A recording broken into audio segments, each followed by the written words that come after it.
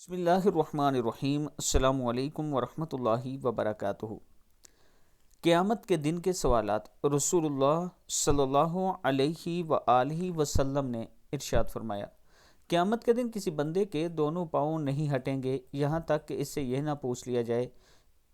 اس کی عمر کے بارے میں کہ اسے کن کاموں میں ختم کیا، یعنی آپ کی جو عمر تھی وہ کیا آپ نے اسلام کے مطابق اسے یوز کیا،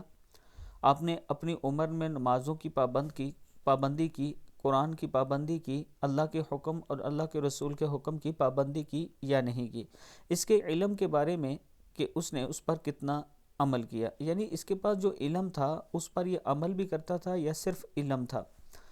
اس کے مال کے بارے میں کہ اسے کہاں خرچ کیا، کہاں سے کمایا،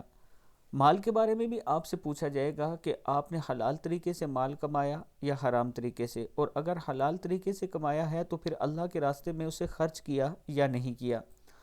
اور اس کے جسم کے بارے میں کہ اسے کہاں کھپایا، یعنی آپ کا جو جسم ہے اس سے آپ نے کیا کیا کیا، کیا اللہ کے اور اللہ کے رسول صلی اللہ علیہ وآلہ وسلم کے حکم کے مطابق آپ نے زندگی گزاری یا نہیں گزاری۔ یہ وہ سوالات ہیں جن کے جوابات ہمیں دینے پڑیں گے، اور جب تک ہم جواب نہیں دیں گے ہمارے پاؤں چلنے کے لیے تیار نہیں ہوں گے، وہ ایک جگہ ہی رک جائیں گے، ایک جگہ ہی پھنس جائیں گے، آپ یوں کہہ سکتے ہیں۔